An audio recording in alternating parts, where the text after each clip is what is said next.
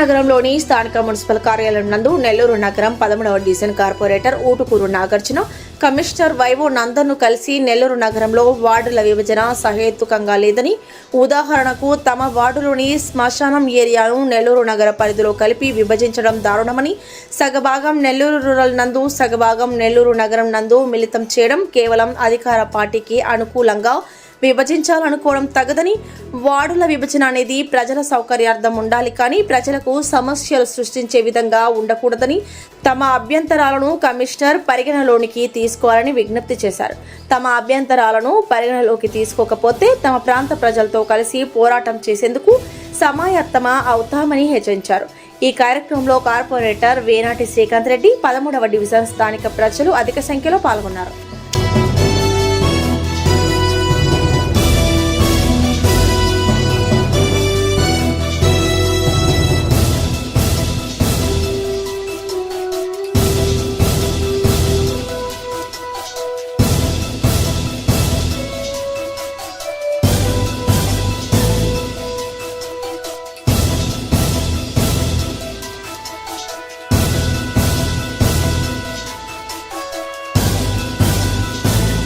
Trust తరపున హాజరైనటువంటి media మిత్రులందరికీ మేము స్వాగతం పలుకుతున్నాను.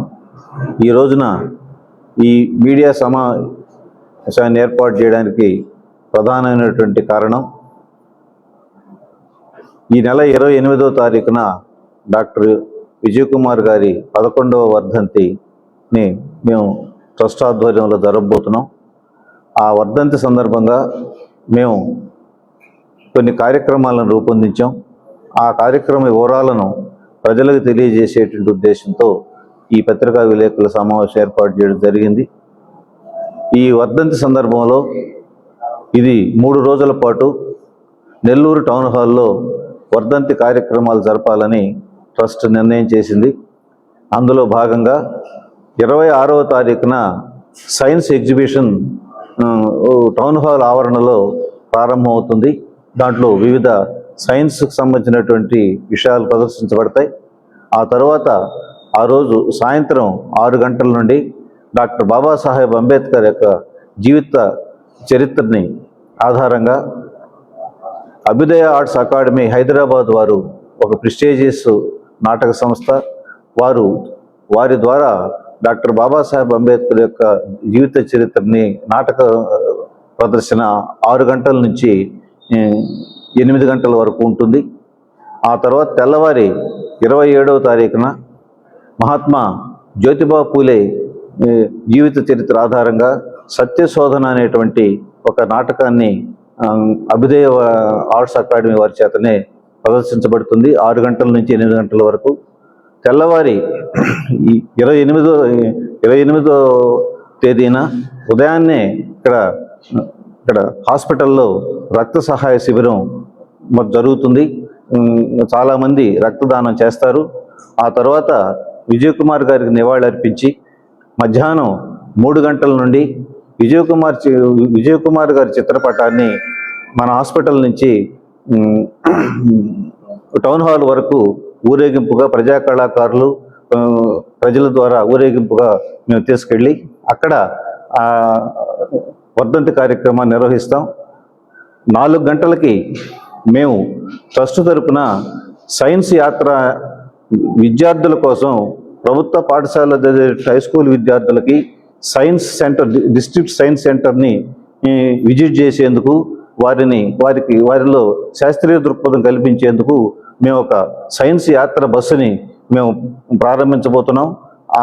ఆ బస్సుని 4 గంటలకి రూరల్ ఎమ్మెల్యే గారు కోటమిరెడ్డి శ్రీధర్ రెడ్డి గారు ఆ బస్సుని ఏంటంటే ప్రారంభిస్తారు లాంఛనంగా. ఆ తర్వాత 4:30 నుంచి విజయ్ కుమార్ గారు వర్ధంతి సభ జరుగుతుంది. 6 దాకా జరుగుతుంది. అందులో జన విజ్ఞాన వేదిక నాయకులు డాక్టర్ వి బ్రహ్మారెడ్డి గారు ముఖ్య అతిథిగా పాల్గొంటారు. ఆ తర్వాత 6 గంటల నుంచి గౌతమ బుద్ధుని జీవిత చరిత్ర మీద నాటక ప్రదర్శన ఉంటుంది.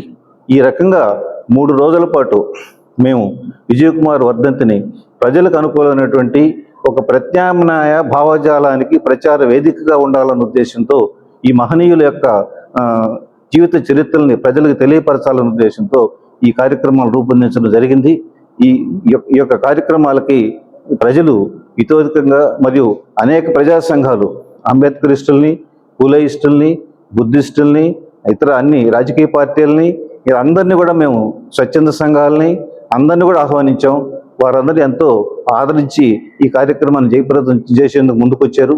అందువల్ల మీ ద్వారా నేను నెల్లూరు జిల్లా ప్రజలకి విన్నవించేది ఏమంటే, ఈ యొక్క కార్యక్రమాలని మీరందరూ కూడా మొత్తం పాల్గొని జయప్రదం చేయాలని, ఆ మహనీయుల యొక్క జీవిత సందేశాలని ప్రజలకు చేరవేసేందుకు మేము చేస్తున్న ఈ యొక్క మొత్తం ప్రయత్నాన్ని ఆదరించాలని విజ్ఞప్తి చేస్తున్నాం.